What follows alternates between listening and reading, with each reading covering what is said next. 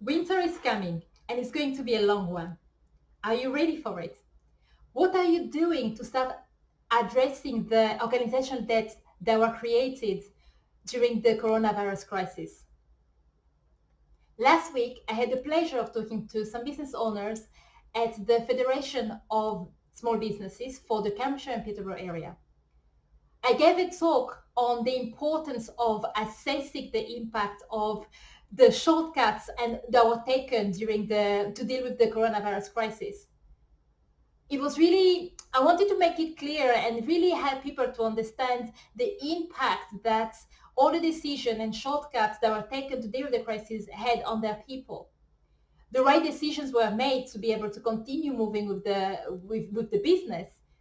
At the same time, if you don't look at all the impact and what was done before, how can you be sure that the organization is in a state where it's strong to be able to deal with what's coming up during the next few months?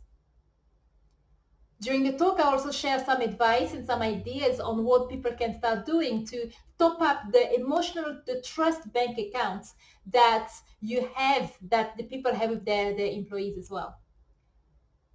The talk went really well. I was super excited by the feedback that I received, and I actually thought, well, this is actually a really nice concept. And how about creating a series on YouTube so that other people can also benefit from that? So if you're watching me and you're interested in finding out more about organizational debt, what is it? Why is it important? Why am I talking about winter coming? Of course, is it the season or is it the series that I'm referring to? And how you can start addressing and looking at your organization regardless of the size of the organization. And of course, this information also applies to teams. So if you're a manager thinking of ideas of how to prepare your team for what's coming up next and start assessing how you can rebuild this team spirit that you have, then please continue watching this video and also subscribe so that you are informed of the next videos as they're coming up as part of the series. In this particular video, we look at this concept of winter and what does it mean and why is it important for us to start looking at winter. But if we are going to look ahead and what you need to do for your organization, I would also want to spend some time with you to kind of explain some of the challenges that you might have seen or maybe not, depending on the organization, based on what happened in the past as well. Are you ready for it? So I'm going to say it again. Winter is coming and it's going to be a long one. Now, if you look at everything that's been happening, and the other day I was just lounging around and thinking about 2020, and I think I saw that from a meme somewhere on social media, and that someone likened 2020 to a game of Jumanji, and I think, the more I think about it, the more it does feel like that. At the beginning of 2020, we all had planned. We were super excited. We knew where we were going to go for holidays. So a lot of strategy and planning sessions, career planning sessions, all of that. Yet none of us expected the chain of events that will unfold and the amount of change that as individuals and organizations we also had to go through. Just like a game of Jumanji, it feels like a few people are playing somewhere and they roll the dice and huge things happen. In about 6 or 7 months, we've had to deal with the coronavirus and the pandemic. Again, one of the things that we probably never thought we will live through, something that you normally read through in history books, but wow, it's here. There's trade wars going on left, right, centers. People have had to work from home for the first time ever. And not just that, but also parents had to become teachers, homeschool kids while you still have to continue with your full-time job and manage to get everything to fit in together. There are so many things that happen. Obviously, all the talks and the riots that's going on, all the discussions about racism and discrimination. And don't forget that this is not over.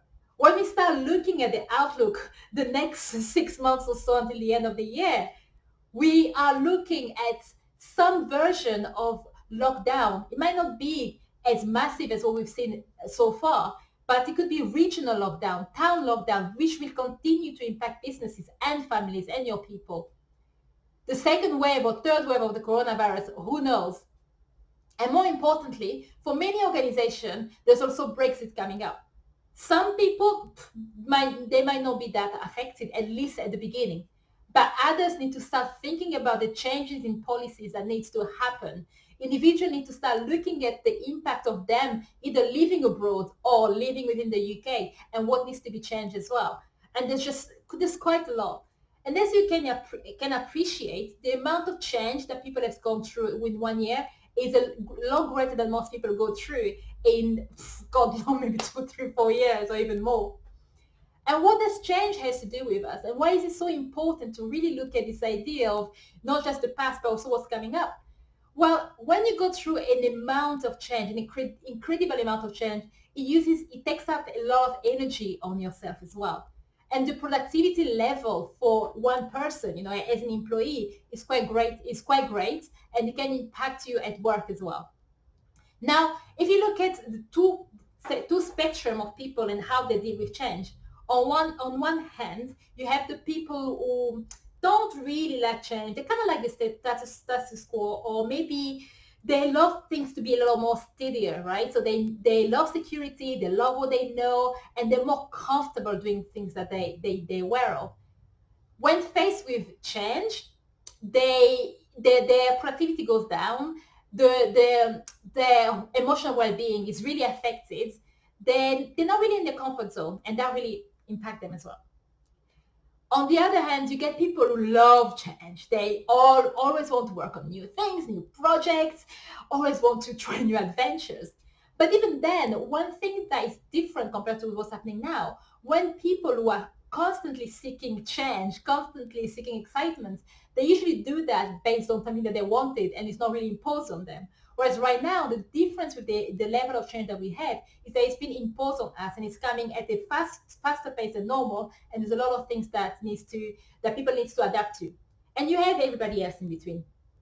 So as you can see, from a mental perspective and from an emotional perspective, without even starting touching the realm of work, our lives have been turned upside down, and that affects how we think, that affects our emotional well-being, which will then translate to affect our productivity. Now, when you start looking at it from an organizational lens, as a manager or as a HR director or as a senior executive, when you start looking at your organization and assessing your team, assessing your people, what support have you given them, or did you not give them because of the crisis? So the question I really want you to pause here and really think about that, but not really look into that as a way of, oh my God, I did something wrong and I wasn't really looking after my people, but really start looking at what are the things that we're expecting people to get on with it, that they did, obviously, and what things that could have done a little bit differently. So if we take an example of remote working, right, just that as an example, of work from home, any company wishing to work from home would have had a huge process, a huge procedure. There would have been consultations where people are asked how they see remote working and how they feel about it, what equipment they would have had to receive, and so much more. There would have been a lot of training and a change management plan so that people, especially those who are not comfortable with change, get used to this idea and kind of navigate through it with a lot of support. Unfortunately, due to the crisis, people had to, we all had to react super quickly, very quickly, and a lot of things went between, a lot of the normal procedure fell between the cracks. We took shortcuts to be able to continue working. And now, when you start looking at our people, especially right now, it's really important that we understand what were the shortcuts that were taken and if there's anything else that we need to fix, right? So I'm going to ask you again the same question. What shortcuts did you take as an organization, as a team, to be able to deal with the COVID-19 crisis? So that's the question I'm going to leave you with today. Whether you are working or thinking about it as a team or as an organization, I suggest that you spend some time to just stop here and really look into that. Over the last few months, I've done a lot of work with organizations, giving talks and helping them to adapt to remote working. I've done sessions for managers, for teams, for senior executives, for HR directors, so that we can start looking at the remote working and the change of environments in different ways. I've done a lot of workshops to help people communicate better, understanding their personality styles, and to build the trust within the team as well. And some of the issues that I've heard from people, some of the issues I heard from senior executive and manager were the fact that they didn't know what was going on in the organization. Projects were running on time or not on time. It was difficult for them to assess progress of what was going on because they could not see the people as they were used to.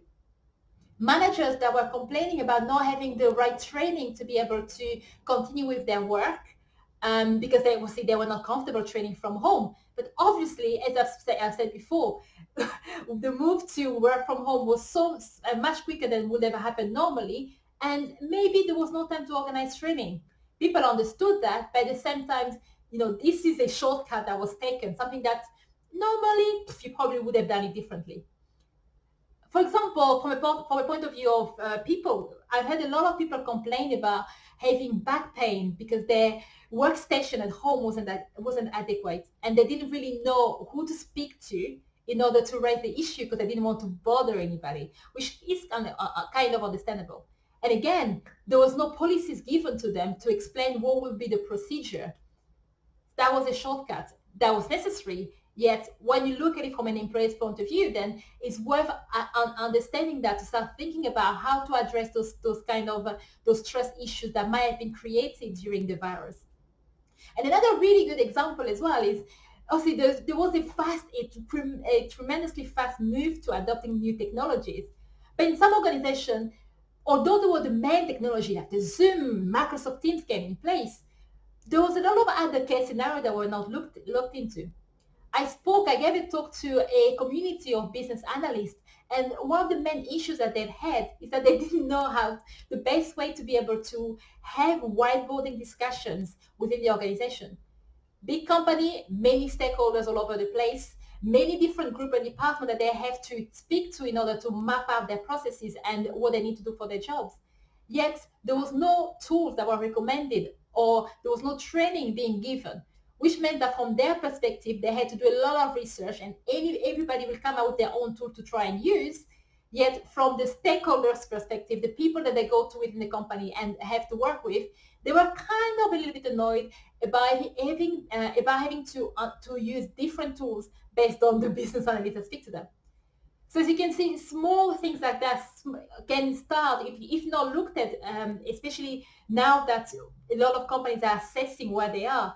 If you don't start addressing those small issues, then you start having even bigger problems, bigger communication. Department A and Department B, one gets annoyed because whenever they're being asked to attend and participate in brainstorming sessions, it's a lot of effort for them because they have to learn a lot of new things, and the other one not knowing which tool to use or how to approach their stakeholders.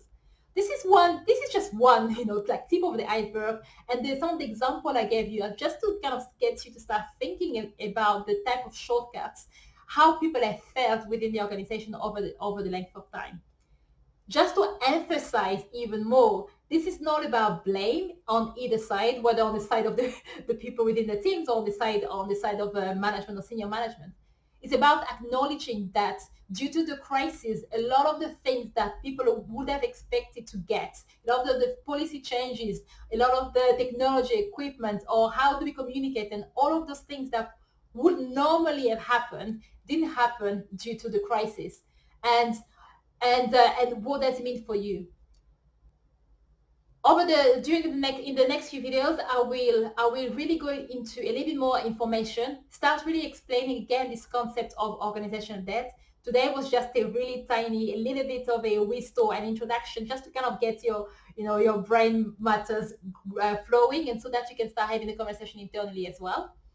And during the next few videos, I will go through organizational debt. What does it mean? I will look into some ideas on some areas that you can start looking to assess the organizational debt. I will share with you a checklist that I use with myself and with my clients, but I've also shared with my clients and other people whenever I give talks on this topic so that they can assess the organization, and also share with you some tips on different areas and how to manage. In the meantime, winter is coming and it's going to be a long one. Are you prepared and are you ready for it? What shortcuts have you taken during the coronavirus crisis? and what are you going to do to start addressing them to build the trust, resilience, and the culture that you need to go through winter. Please do like and share this video, and don't forget, subscribe so that you get notified whenever new videos come up on this topic.